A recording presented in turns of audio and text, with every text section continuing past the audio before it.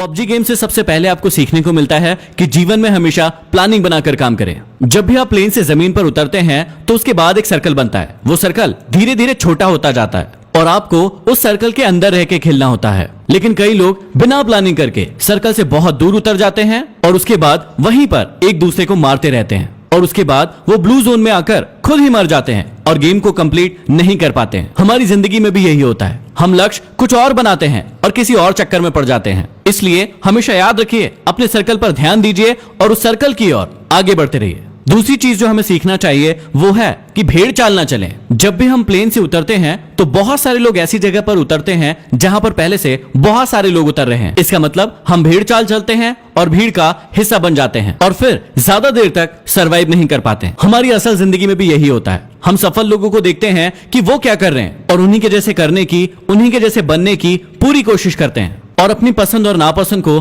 कभी भी ध्यान में नहीं रखते हैं। इसलिए हमेशा याद रखें कि भेड़ चाल का हिस्सा ना बने, नहीं तो आप ज्यादा देर सरवाइव नहीं कर पाओगे। अगली सीख जो हमें पबजी से सीखने को मिलती है कि जीवन में हमेशा जरूरी सामान को ही साथ में रखें और फालतू के कचरे को इकट्ठा ना करें। जब भी प्लेन से उतरते हैं कई लोगों को आपने देखा होगा कि सिर्फ वो सामान इकट्ठा करने में लग जाते हैं। जो भी चीज उन्हें सामने दिखती है वो उसे फटाफट उठाने लगते हैं। वो ये नहीं देखते कि कौन सी चीज जरूरी है और कौन सी चीज जरूरी नहीं है। कभी कभी तो लोग ऐसा भी करते हैं कि बंदूक कोई और उठा ली और गोली कोई और ही उठा ली जो उस बंदूक में लगने ही नहीं वाली। अब इसी बात को अपनी जिंदगी से कनेक्ट कीजिए। दिन भर में आप बहुत सारे वीडियोस देखते हैं, बहुत सारी किताबें पढ़ते हैं और बहुत सारी चीजें सुनते हैं जो आपके लक्ष्य से बिल्कुल भी रिलेटेड नहीं है, लेकिन दिन भर आप उन सभी चीजों को अपने दिमाग में घुसाते जाते हैं। तो यहाँ हमें सीख मिलती है कि फालतू का कचरा इकट्ठा करने से अच्छा है कि जो चीज हमारे लक्ष्य के काम आए सिर्फ उसी चीज को हम अपने पास रखें। अगली चीज जो हमें पबजी से सीखने को मिलती है कि हमेशा टीम वर्क करें। जब भी हम पबजी खेलते हैं तो या तो अकेले खेलते हैं या फिर अपनी टीम के साथ खेलते हैं। जब भी टीम के साथ खेलते हैं तो हमें ऐसी ऐसी गालियां सुनने को मिलती है जो हमने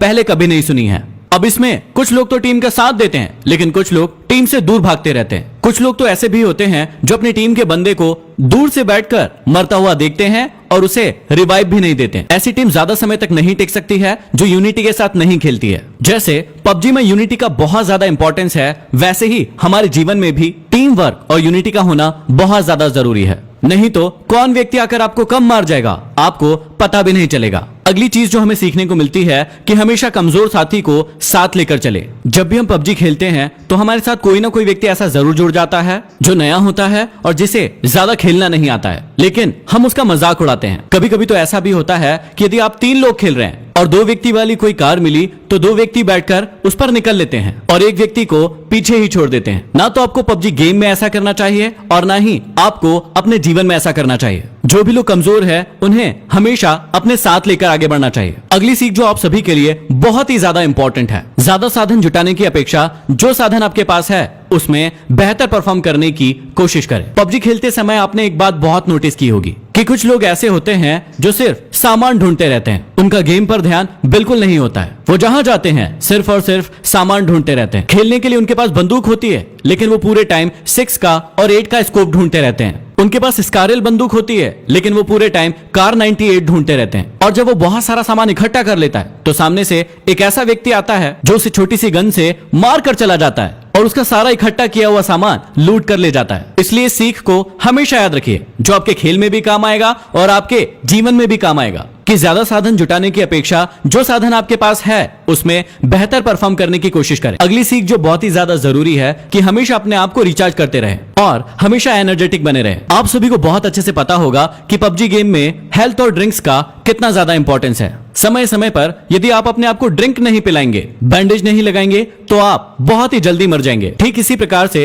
हमारे जीवन में भी होता है। हमें सिर्फ काम ही नहीं करते रहना है, समय समय पर अपने आप को रिचार्ज भी करते रहना है। अगली बहुत बड़ी सीख हमें पबजी से मिलती है कि शत्रु को कभी भी कमजोर न समझे। जीवन में आपको कभी भी पता नहीं होता है कि सामने वाला शत्रु कौन है, उसके पास कितने साधन हैं और ऐसा ही हमारे साथ पबजी में भी होता है कि उसके पास कौन सी गन है, उसके साथ कितने लोग हैं, उसके पास कितना हेल्थ है, ये आपको कभी भी पता नहीं होता है। इसलिए आप दबंग बन के उसके सामने छाती चौड़ी करके खड़े मत हो जाइए, क्योंकि कई बार ऐसा भी होता है कि एक नया खिलाड़ी भी एक प्रो खिलाड़ी को मार कर चला जाता है। कई बार हमारे जीवन में भी ऐसा ही होता है। हम अपने कॉम्पिटिटर को अपने से कमजोर मान लेते हैं जो कि हमारी हार का बहुत बड़ा कारण होता है। इसलिए आप कभी भी शत्रु को कमजोर ना समझे। अगली सीख हमें मिलती है कि सही मौके का इंतजार करें। आप सभी ने बहुत अच्छे से सुना होगा कि मौके पर चौका लगाना, इसका मतलब होता है कि आप सभी को सही मौके का इंतजार करना है। कई लोगों को आपने पबजी गेम में देखा होगा कि वो खुलेआम घूमते रहते हैं और धड़ाधड़ गोलियां चलाते रहते हैं, लेकिन एक व्यक्ति दूर पर स्नाइपर लेकर बैठा होता है और एक ही शॉट में उस व्यक्ति को मार गिराता है। कई बार आपको लोग कहते होंगे कि छुपकर क्यों बैठा है, सामने आकर खेल, लेकिन कई बार छुपकर बैठना ही सही मौके का इंतजार करना होता है। इसलिए आप हमेशा जीवन में भी सही मौके का इंतजार करें और उसी के बाद एक्शन लें।